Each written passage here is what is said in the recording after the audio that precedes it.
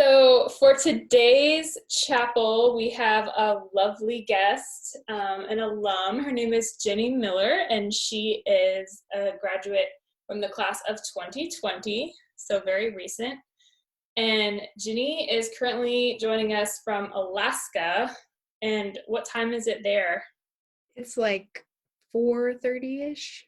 So it's a 4-hour time difference. It's 8:30 p.m. here, so I feel like I'm like hosting like a late night talk show or something. Only I'm not as funny and I'm more tired. But yeah, Janine's just gonna share a little bit with us about what she's doing in Alaska, what she's learning, and yeah, I'm just really excited for what she has to say. So go ahead, Ginny, when you're ready. Awesome. So, hello, UHS. I am Ginny Miller, like Miss Hershey Herr said, and I graduated from EMHS last spring. I am doing a service year through a program of Mennonite Mission Network called Service Adventure, and I'm serving in Anchorage, Alaska. So if you're wondering how I decided to do a year of service in Alaska, I can understand why.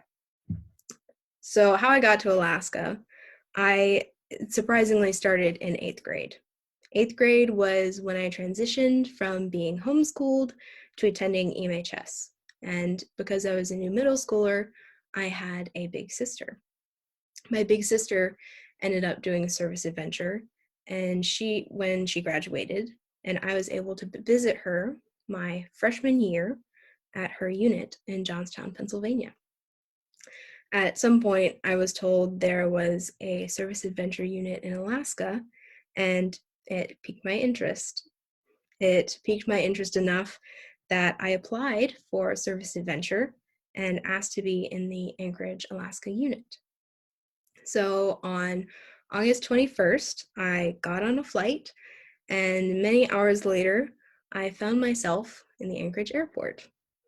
So at the beginning of my time here, I was sent a beautiful handmade bookmark with this quote from Brene Brown on it. Courage is listening, learning, and unlearning. I think this is a great way to sum up my experiences, so I'm going to share some stories from my time here that follow this theme of courage. One thing that this service year has reminded me of is the importance of listening to someone. One day at my service placement, where we make after-school meals for kids, I was shredding chicken with a coworker of mine. We started talking about people's pasts and how everyone has a story. As we talked, she opened up to me about some hard things that she's gone through and how they still affect her today. I found that as she shared, both of our eyes filled with tears as she relived her pain, and I experienced it for the first time. This wound was not something I could soothe with the balm of kind words, but I believe that the act of me listening gave some comfort.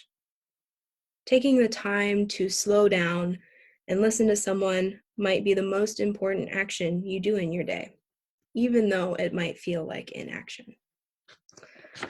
Something else that has been empowering is the ability to confidently navigate a city, which is still a work in progress.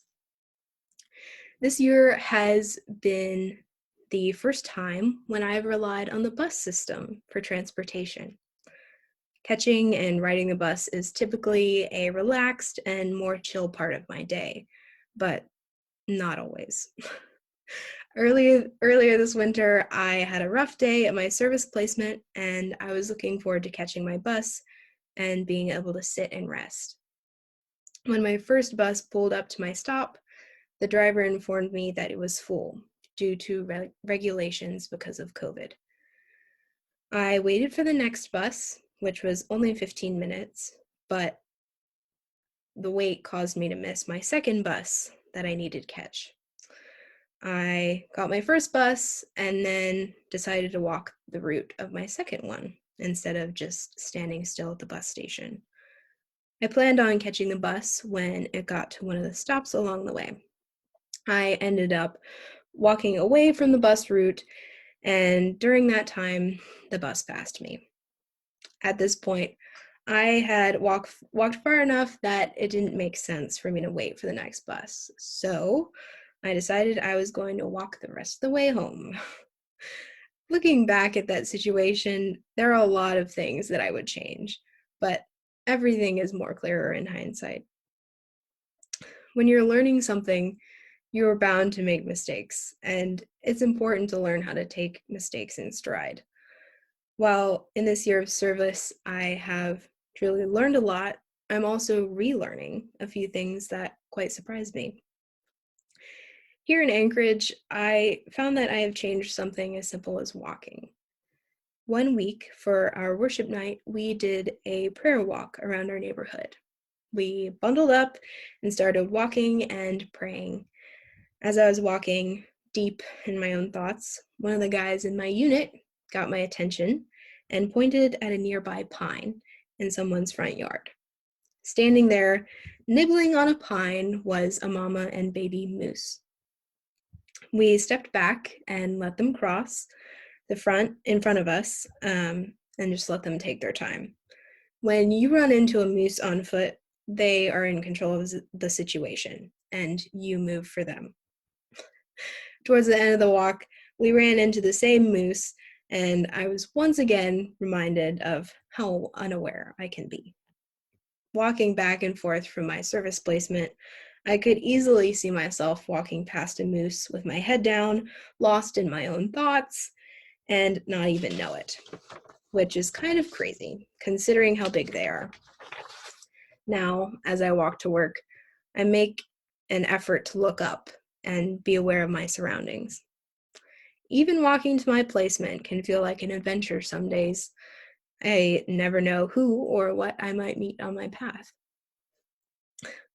These stories I just told don't seem all that courageous or wild, especially for Alaska. But when you look closer, there's more to them than you might think. If courage is, as Brene Brown defined, listening, learning, and unlearning, then the opportunity to be courageous is all around us. There's a reason why listening is the start of courage. Listening to someone is vulnerable.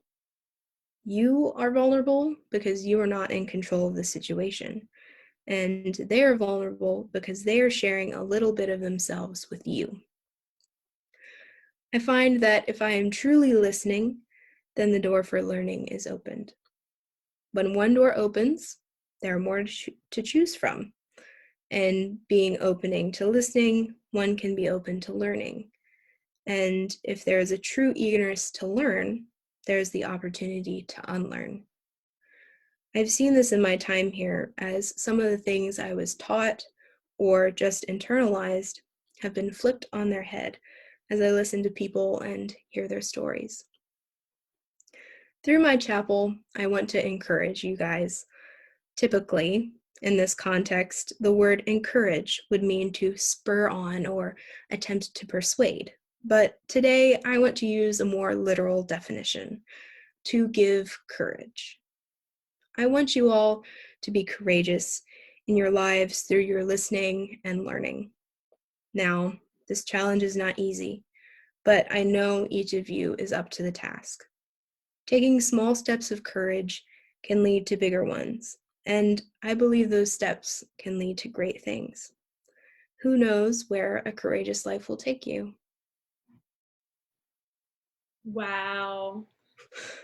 Ginny, those are some big ideas. And I want to come back to a couple of things. First of all, the idea of you walking into a moose cracks me up.